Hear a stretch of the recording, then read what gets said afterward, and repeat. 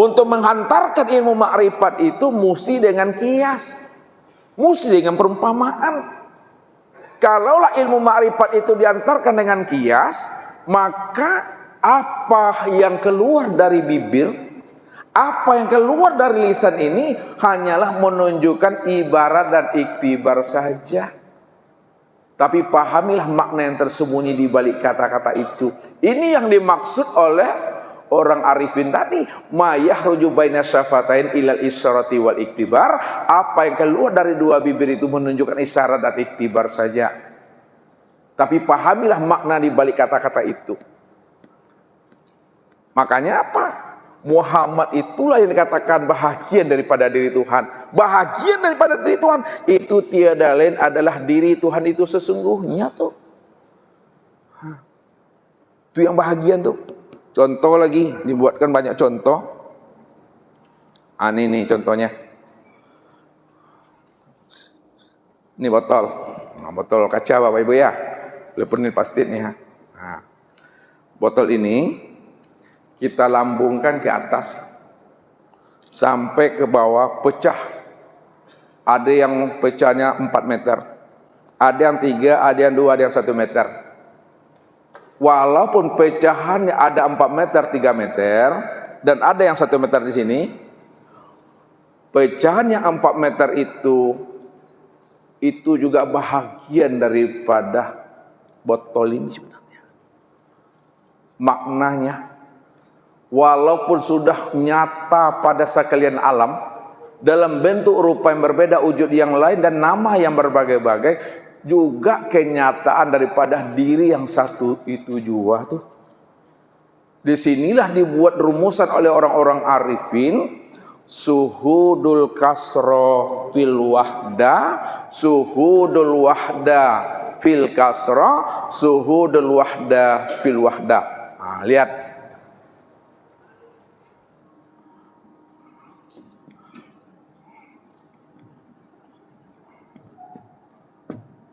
Fil kasro, suhudul kasro fil wahda, fil wahda. Pandang yang satu pada yang banyak. Maksudnya yang satu itu Allah, yang banyak itu adalah alam tadi, sesuatu. Maknanya karena Allah cuma yang satu, Allah cuma yang esa, maka pandanglah Allah pada segala yang banyak. Makna yang sebenarnya, Allah lah yang wujud dan nyata pada segala yang ada ini. Allah yang wujud, yang nyata pada segala yang ada. Itu maknanya. Yang kedua, suhudul kasrofil wahdah, pandang yang banyak pada yang satu. Bahwa sekalian alam ini, itulah nyatanya wujud Allah itu. Sekalian alam ini, itulah wujud nyatanya Allah itu. Yang terakhir, suhudul wahdah fil wahdah.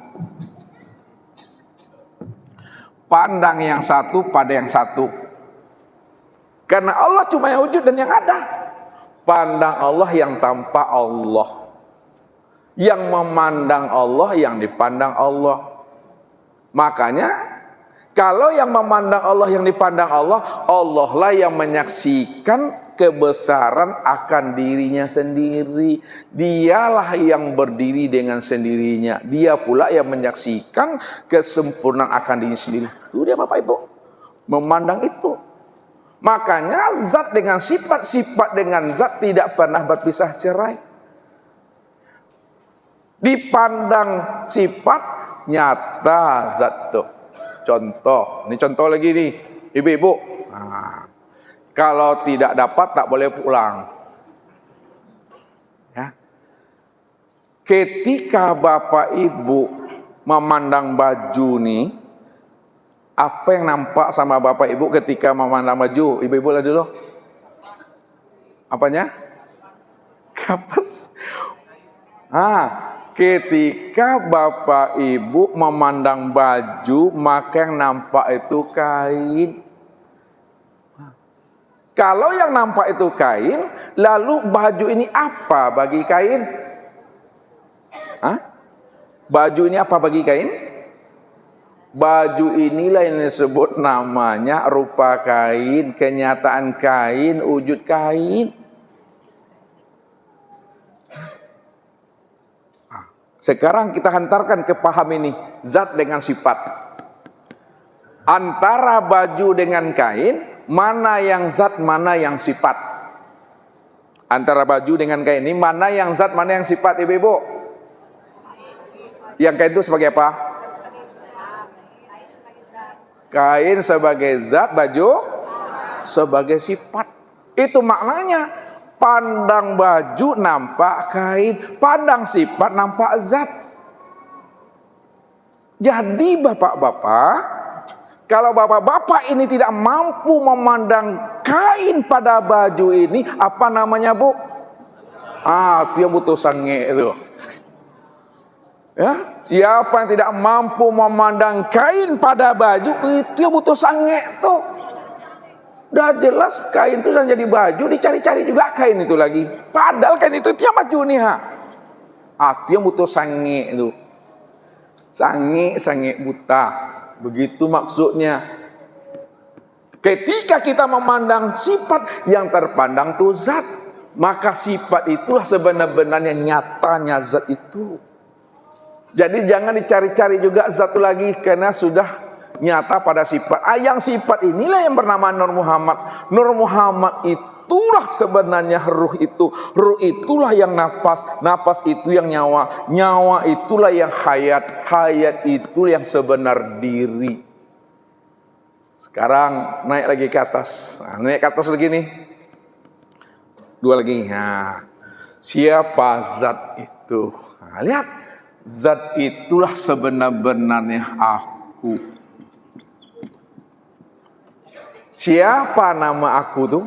Innani anallah, la ilaha illah ana. Innani anallah, la ilaha illah ana.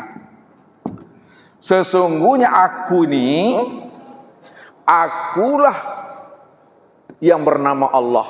Aku yang bernama Allah. La ilaha, tidak ada Tuhan melainkan aku. Maka akulah yang beraku-aku di dalam keakuan aku. Itu yang sebenarnya. Itu baru nama tuh. Aku yang bernama Allah. Setiap nama yang bernama Allah itu mesti jelas orangnya tuh. Sebut mik nih orangnya, sebut sepeda nih orangnya. Disebut Allah yang mau orangnya, Bapak Ibu. Barulah terbuka rahasia itu. Wallahu nafsiun wa ana nafsahu ujudahu. Allah tuh diriku, akulah wujud nyatanya Allah itu. Namun setelah Bapak Ibu paham, Bapak Ibu sudah mengenal namanya Allah, wujud yang nyata, wujud yang tunggal. Bapak Ibu sudah berjumpa dengan Allah. Bapak Ibu sudah menyaksikan Allah yang tunggal itu. Bapak Ibu sudah bermuajah, bertatap wajah dengan Allah itu. Apa kata Nabi? Man arafa rabbahu fasadal jasad. Man arafa rabbahu fasadal jasad.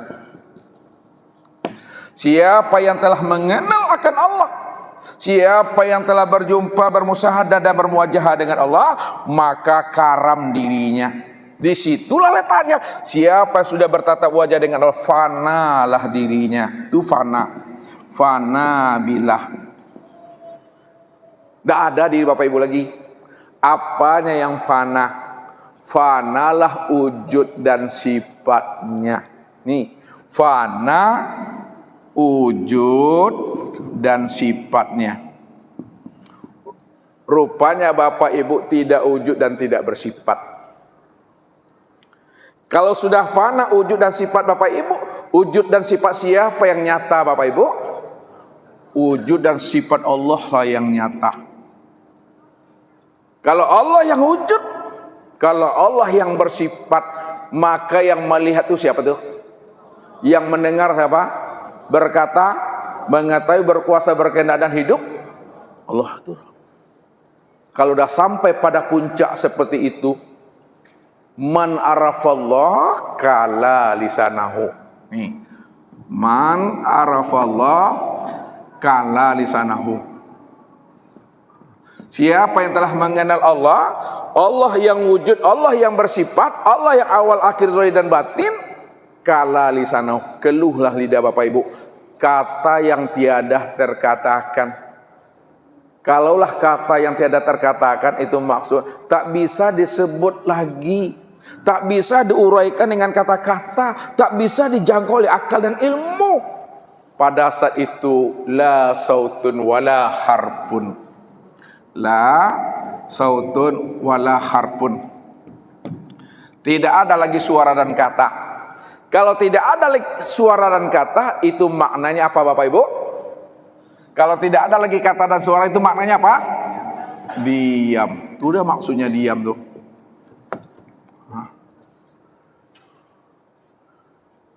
Diam. Diam maknanya diam di dalam paham. Paham ya di dalam kesadaran.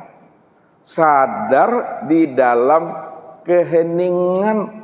Hening di dalam kepatuhan, patuh di dalam keimanan. Maka Allah itu cukup dirasa, diam, dan diimani. Jangan ngomong juga lagi. Maksudnya jangan ngomong juga lagi, jangan dibahas-bahas juga Allah itu lagi.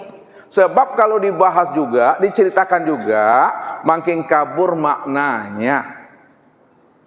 Sesuatu yang sudah jelas disebut juga makin tak jelas dia lagi. Ya, Bapak Ibu udah tahu namanya papan tulis ini, papan tulis.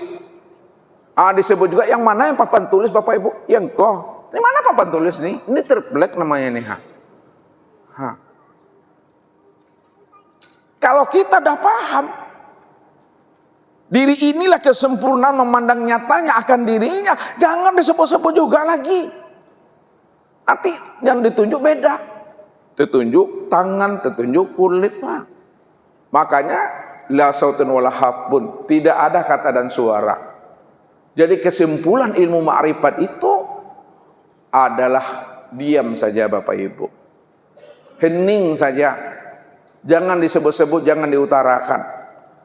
Tapi ingat kata Allah, walaupun Bapak Ibu sudah mengenal Allah dengan pengenalan yang sempurna, ingat, jangan Bapak Ibu ngaku-ngaku Allah.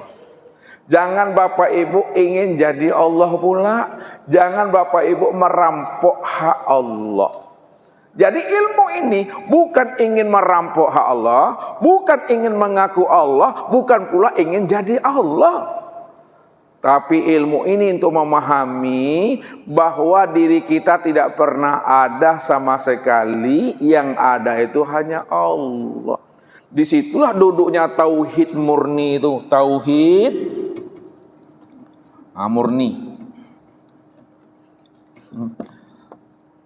Tauhid itu udah murni. Maksudnya apa? Hanya dia satu-satunya, tak ada diri yang lain selain daripada dirinya. Maka pada saat Bapak Ibu sudah berada pada kesadaran yang tertinggi, Nabi melihat Allah itu di Sidratul Muntaha. Kesadaran yang tertinggi, sadar dia sesadar-sadarnya, yang wujud itu hanya dia inilah nyatanya akan dirinya. Maka disitulah duduknya ingat itu Bapak Ibu. Ingat itu maksudnya sadar sesadar-sadarnya, hanya dialah satu-satunya yang nampak sempurna nyata pada diri sendiri. Diri sendiri inilah nyatanya akan wujud kesempurnaan dirinya. Pada saat itu tidak ada lagi bahasa ingat ini hilang. Bahasa ingat itu hapus. Kenapa bahasa ingat hapus? Karena yang mengingat dengan yang diingat, lihat, yang mengingat dengan yang diingat. Satu, Bapak Ibu. Kalau sudah satu, maka itulah maknanya hapus kata-kata mengingat, hapus kata-kata ingat, hapus kata-kata makrifat, hapus kata-kata liqa, hapus kata-kata musyahadah, hapus kata-kata bermuwajahah, hapus kata-kata fana. Tidak ada lagi di situ. Berarti kata fana, muwajahah, musyahadah, liqa dan ma'rifat ini adalah suatu kata untuk menghantarkan kita kepada makna yang kita tuju. Kalau yang dituju itu kita sudah berjumpa, maka ketika itu lepaslah semua kata-kata. Tidak ada lagi bahasa berjumpa dan bahasa rindu, itu tidak ada. Nikmati saja itu lagi. Kalau bahasa Ustadz, lapar makan, haus minum, capek istirahat, ngantuk bawa lalok, sakit berobat, pasai mengaji pulang kok sudah boleh. Gak ada menyala-nyalakan lagi itu. Itulah maksudnya tuh sami'na wa atokna. Itu cuma ini yang sebenarnya tuh. Jadi kalau kita sudah benar-benar ingat, dan yang mengingat serta yang diingat tak ada lagi, hanya dia semata-mata. Jadi jangan dibayang-bayangkan juga Allah tuh kalau takbir. Allah, alujo putih ulang mulia. Allah. Fatal jo. Orang yang sudah sampai ndak ada itu gini-gini itu sekali aja dah Allahu Akbar. Tuh ya.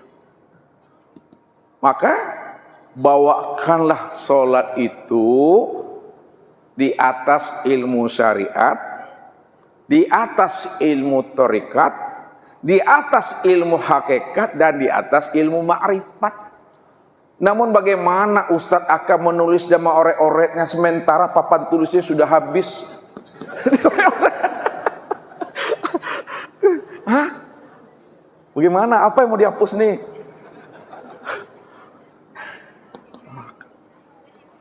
Lihat. Saya simpulkan aja.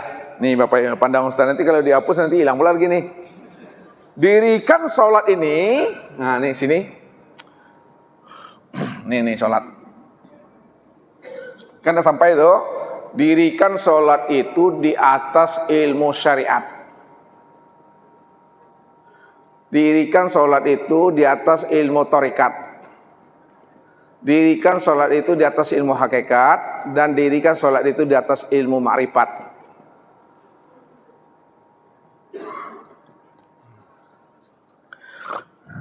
Mendirikan sholat di atas ilmu syariat, nampak wujud nyatanya pada tubuh.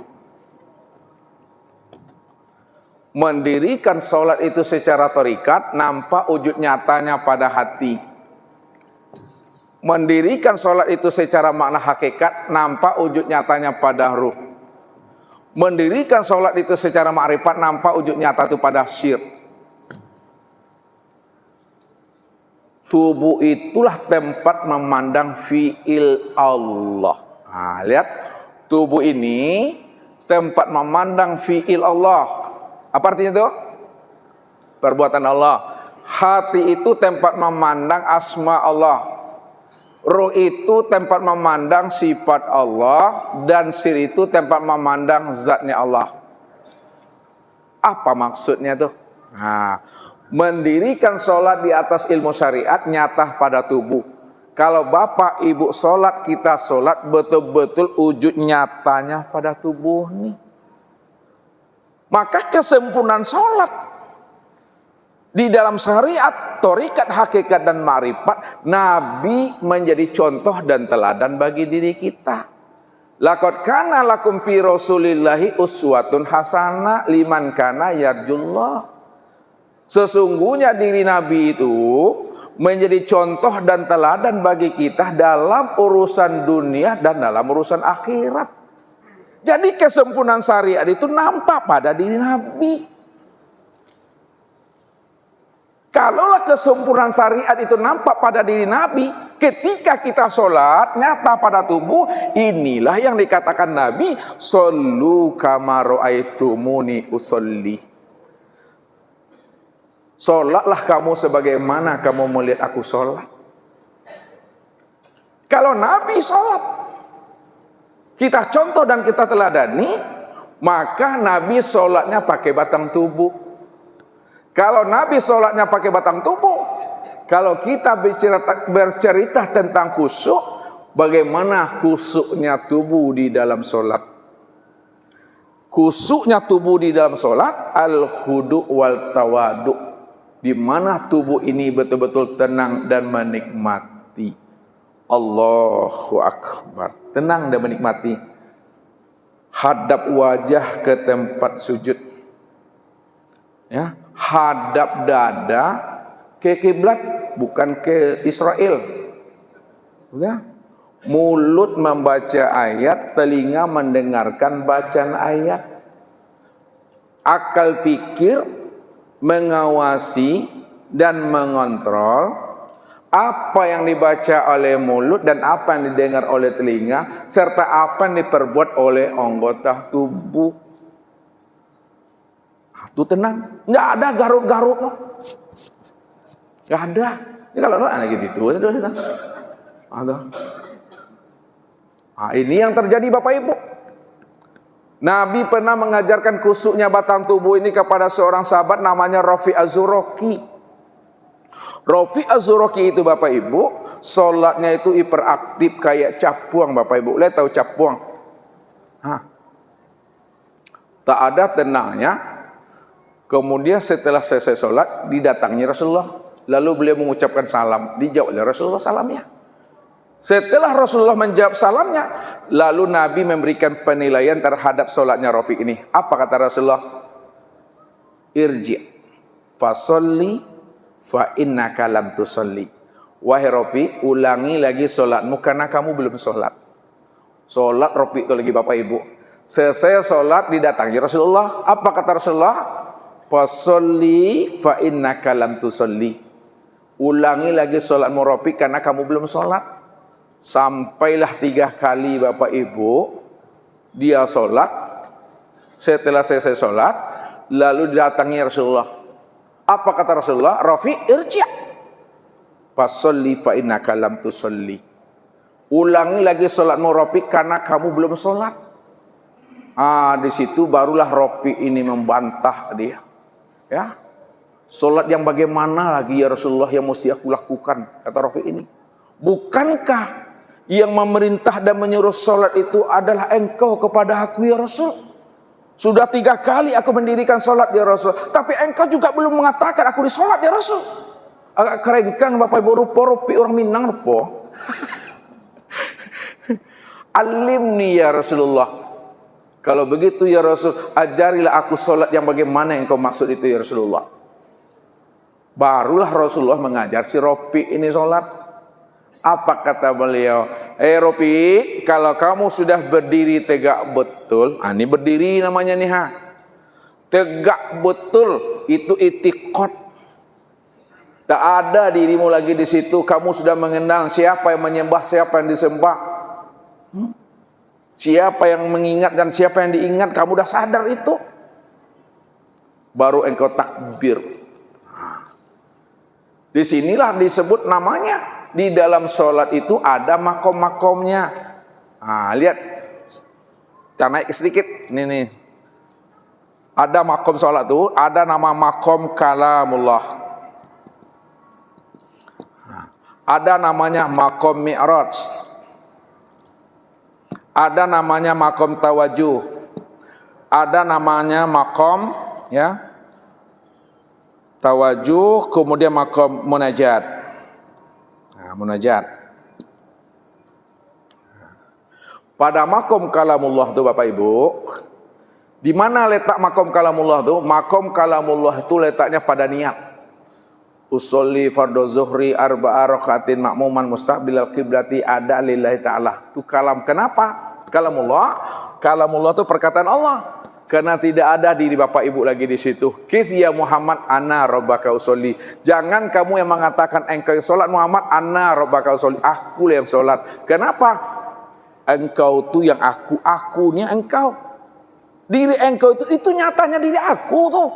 Itulah kalamullah tuh. Makanya niat itu tidak ada kata dan suara. Ya, kalaulah niat itu tidak ada kata dan suara, lalu niat itu letaknya di mana? Niat itu letaknya di hati. Sedangkan suara hati tidak ada katanya dan suara, tidak ada katanya, tidak ada suaranya, tidak ada lafaznya. Berarti kalau tidak ada kata dan suara, mana yang dikatakan niat yang tidak ada kata dan suara? Yang disebut niat kalau dizahirkan, makhataro bibalika. Apa yang terbetik dan terlintas dalam hatimu itu adalah niat. Kalau dizahirkan usolli fardul maghribi, itu lafaz niat. Yang niat itu tak ada kata, tak ada huruf dan tak ada suaranya. Letaknya di dalam hati. Yang hati Bapak Ibu itu kosong. Siapa yang kosong tuh? Yang kosong itu aku tuh, yang tidak ada kata dan suara. Makanya disebut makom kalamullah. Setelah makom kalamullah, baru disebut namanya makom mi'raj. Mi'raj itu artinya naik. Maksudnya naiknya pandangan hati dari memandang alam dan memandang diri kepada memandang Allah. Maksudnya sebelum kita takbir, lihat, sebelum takbir terpandang diri, terpandang imam, terpandang kawan, terpandang sejadah. Namun ketika sudah takbir, hilang imam, hilang diri, hilang kawan, hilang sejadah, hilang alam. Apa maksudnya? Hapuskan alam dan lenyapkan sekalian diri dalam pandangan hati. Kalau sudah hapus alam dan sudah lenyap sekalian di dalam pandangan hati, maka ketika itu nyatalah Allah senyata-nyatanya yang wujud dengan sendirinya. Disitulah disebut namanya makom mi'raj. Jadi makom mi'raj kalau disimpulkan bahasa yang paling mudahnya, naiknya pandangan hati dari memandang alam kepada memandang Allah. Itu maknanya hanya Allah sajalah yang terpandang dalam pandangan hati. Bahkan yang memandang dan yang dipandang itu adalah Dia semata-mata. Itu makom mi'raj tuh. Setelah makom mi'raj baru disebut namanya makom tawajuh. Inni wajjahtu wajhiyah. Aku hadapkan wajahku kepada wajahnya. Siapa wajahku tuh? Wajahku itu maksudnya Muhammad tadi Bapak Ibu nih. Aku hadapkan wajahku kepada wajahnya. Untuk memandang wajah Allah, lihat ini bahasanya nih.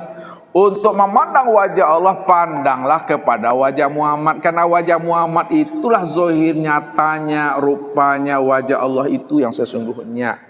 Mana yang Muhammad? Ini yang Muhammad. Maka untuk memandang wajah Allah, pandanglah kepada Muhammad. Muhammad ini kezohiran untuk memandang nyatanya akan wajah Allah itu. Mana yang dikatakan wajah? Wajah itu dari ujung rambut sampai ujung kaki ini sebut namanya wajah. Wajah Muhammad itu adalah nyatanya memandang wajah Allah. Disitulah maknanya Allah memandang dirinya di luar dirinya. Ketika dia memandang dirinya di luar dirinya, maka Muhammad itu disebut cermin untuk memandang dirinya. Hakikatnya Allah lah sebagai cermin dan Allah pula lah yang memandang kepada dirinya sendiri yang sebagai cermin tadi itu. Itu maksudnya tuh Bapak Ibu. Ini sholat itu yang betul-betul sholatnya itu sudah sampai, sholatnya itu adalah khusyuk itu yang sebenar-benarnya. Secara makna syariatnya. Maka setelah itu kata Rasul, kamu baca Al-Fatihah Rofi, Kemudian baca ayat Iqra'u ma tayassaru minal Qur'an. Baca oleh murabi ayat Al-Qur'an yang mudah kamu menghafalnya. Ya, Yasin. Nah, panjang juga napa? Nun. Nah, sudah. Kemudian kamu ruku, rafi, dalam ruku itu kamu tumakninah. Kemudian kamu itidal, dalam itidal itu juga ada tumakninah. Kemudian kamu sujud, rafi, dalam sujud itu ada tumakninah. Kemudian kamu duduk, rafi, dalam duduk itu ada tumakninah. Maka kerjakanlah rakaat yang kedua wahai rafi sebagaimana kamu mengerjakan rakaat yang pertama. Nah, itu dia. Maka rukun sholat 13 itu ada yang tersembunyi satu dalamnya, itu tumakninah. Tumakninah itu tenang. Tenang itu maksudnya tenangkan akal, tenangkan pikiran, tenangkan hati, tenangkan rasa. Ketika itu setelah tenang semuanya diam, situlah nyatanya Allah tuh yang sebenarnya tuh, yang berdiri dengan sendirinya tuh. Artinya tumakninah tuh bukan kita yang merasa berdiri, itu yang tumakninah tuh. Bukan kita yang merasa sujud, merasa duduk, dia tuh maksudnya tuh. Ini kusuk tuh Bapak Ibu. Kusuk secara ilmu syariat, nampak pada tubuh tenang. Yang kedua, ini kalau telah kusuk tubuhnya secara syariat, bagaimana pula kusuknya hatinya di dalam bahasa tarikat? Nah, ini durai kajinya satu-satu. Yang dikatakan kusuk itu kata Nabi. Apa kata Rasulullah? La sholata illa bi khudurul qalbi. Tidak sah solat kalau hati tidak hadir kepada Allah. Berarti yang dikatakan solat itu betul-betul hati ini hadir, ingat akan Allah. Nah, ini bahasa tarikatnya. Apa sebabnya Nabi menyampaikan itu? Karena ada seorang Arab Badui yang sholatnya itu Bapak Ibu mau cakap, orang Arab itu kan panjang gerembenya Bapak Ibu. Gerembel itu jambang wah. Lalu dimain-mainkannya gerembe-gerembenya nih. Dimain-mainkannya jambang ini. Apa kata Rasulullah? Lau khasa qalbun hazar rajul la khasa jawari. Kalaulah pemuda ini khusyuk di dalam sholatnya, pasti tangannya tidak main-mainkan gerembe-gerembe itu. Tidak akan main-mainkan ini katanya. Inilah yang dikatakan yang zohir ini menunjukkan yang batin. Hati dengan ruh ini, hati dengan tubuh ini, itu maksudnya apa yang diperbuat oleh tubuh itu sebenarnya kenyataan daripada cermin hatinya, kenyataan dari perbuatan hati.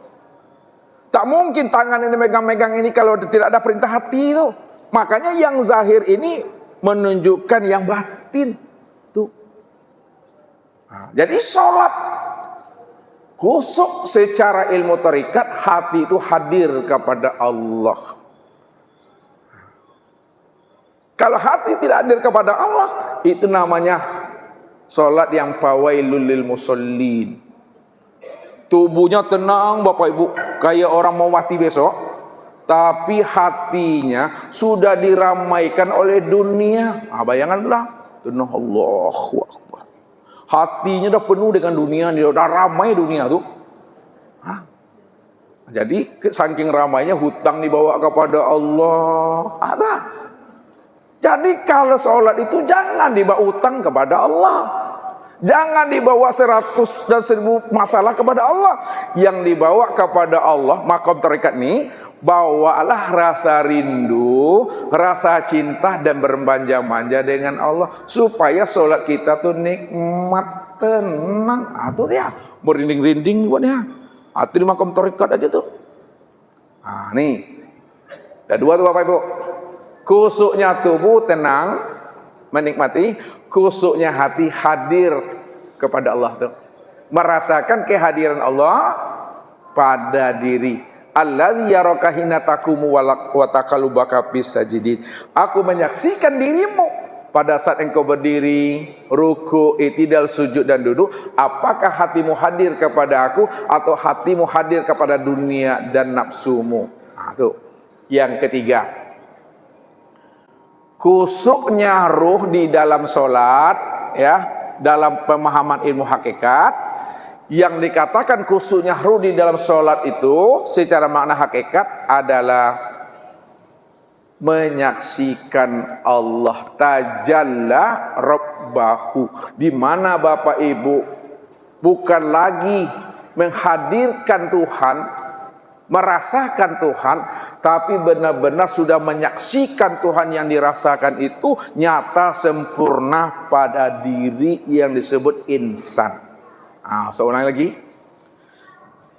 Khusus secara ilmu hakikat tauhid yang nyata pada ruh itu, di mana Bapak Ibu sudah tajalli rabbahu, menyaksikan kesempurnaan Allah yang wujud dan nyata pada diri sendiri. Sudah menyaksikan Allah yang wujud nyata pada diri sendiri. Kenapa? Karena tidak ada yang wujud dan yang bersifat, melainkan hanya Allah lah yang wujud dan bersifat nyata pada diri sendiri. Disitulah Bapak Ibu paham bahwa diri Bapak Ibu la haula wala quwata illa billah. Pertanyaannya, mana yang la haula wala quwata pada diri Bapak Ibu, mana yang illa billah pada diri Bapak Ibu? Yang la haula wala quwata pada diri, ini yang disebut namanya tubuh nih. Ini yang berkepala, bermata, bertelinga, berhidung, bermuncung, bertangan, berkakinya. Ini cangkangnya nih, ini casing, ini sangkar nih, ini mati, ini hakikatnya bangkai Bapak Ibu. Jangan marah pula Bapak Ibu dengan Ustaz. Di bangkai ini, casingnya nih. Mana yang ilah billah? Yang ilah billah pada diri Bapak Ibu tadi itu namanya ruh tadi. Ruh itulah yang sifat Allah. Siapa yang sifat Allah? Nur Muhammad itu yang sebenarnya. Itu yang ilah billah tuh. Mereka bertanya kepada engkau hai Muhammad tentang ruh, katakan Muhammad, ini bahasa hakikat, ruh itu adalah aku itu kata Tuhan. Makanya Allah bilang, wa fi anfusikum afala tubsirun. Aku sudah wujud dan nyata pada dirimu, kenapa tidak kamu pikirkan, kata Allah. Balil insanu ala nafsihi basir. Aku yang melihat itu pada dirimu, kenapa tak dipikirkan, kata Allah. Memangnya dirimu ada, kata Allah. Tidak ada, dirimu yang ada itu aku. Aku sudah nyata pada segala yang ada, kesempurnaan nyatanya aku pada segala yang ada, disebutlah namanya insan. Siapa yang telah mengenal dirinya, disebutlah namanya insan kamil mukamil. Rupanya insan kamil mukamil itu adalah rahasia diri Allah bagi yang mengenalnya. Tuh Bapak Ibu, itu dah menyaksikan Allah. Terakhir, ini dah puncaknya. Kusuknya orang makrifat nampak pada sir. Artinya apa? Ketika Bapak Ibu sudah menyaksikan Allah, pada saat Bapak Ibu sudah menyaksikan Allah, ketika itu pula lah diri Bapak Ibu itu hilang. Hilang maksudnya tak ada lagi diri Bapak Ibu merasa diri Bapak Ibu itu wujud dan bersifat. Inilah yang Ustadz maksudkan, orang yang sudah hilang wujud dirinya, tidak lagi dia merasa dirinya ada, hidup, melihat, mendengar, berkata, mengetahui, berkuasa, berkehendak dan hidup, maka Bapak Ibu sudah duduk pada makom arian. Makom arian itu makom telanjang. Tapi jangan dizahirkan diri telanjang, diantarkan orang kita ke rumah sakit jiwa. Makom arian, makom telanjang itu maksudnya tidak ada lagi sifat sama, basar, kalam, ilmu, koda, iradat dan hayat itu yang merasa kita yang punya. Lepaskan itu semuanya. Siapa yang masih merasa dirinya hidup, itu merampok hak Allah itu dah. Lepaskan itu. Bahwa hakikat dirimu mati. Kalau dah hakikat diri mati, maka tulilah lagi itu. Butalah lagi itu, lepas itu semuanya. Kalau dah lepas semuanya, barulah sempurna Bapak Ibu. Di mana letak sempurnanya? Kesempurnaan tiada adalah ada. Ini kesimpulannya nih. Kesempurnaan tiada adalah ada. Kesempurnaan buta melihat, kesempurnaan tuli mendengar, kesempurnaan bisu berkata, kesempurnaan bodoh mengetahui, kesempurnaan lemah dan papa kuasa dan berkehendak, dan kesempurnaan mati adalah hidup. Pertanyaannya, kalaulah kesempurnaan tiada adalah ada, kesempurnaan buta tuli adalah melihat dan mendengar, kesempurnaan bisu bodoh adalah berkata dan mengetahui. Pertanyaannya, siapa yang sebenar ada, melihat, mendengar, berkata dan hidup? Adalah Allah. Disitulah Bapak Ibu sudah bertemu kepada Allah, sudah kembali kepada Allah sebelum ajal sampai. Itulah yang dikatakan solat ma'rifat, solat daimun, solat yang sudah berkekalan zahir dan batin tuh. Itu maksudnya zahir batin.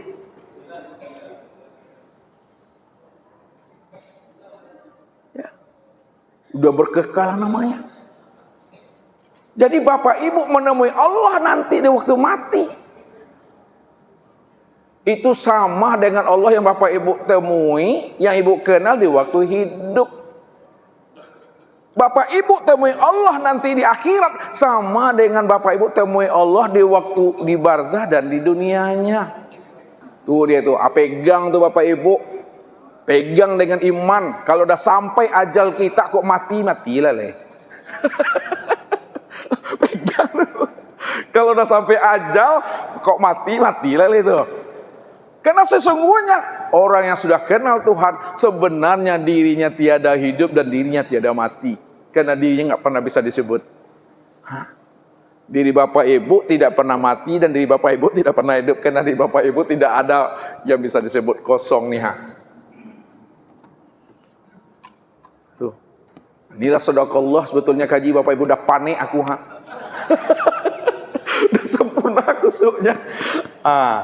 Kesimpulan sholat, khusuknya kesimpulan.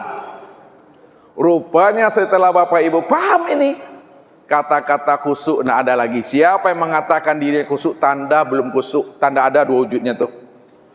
Ya, siapa yang mengatakan sholatnya khusuk, tanda belum khusuk.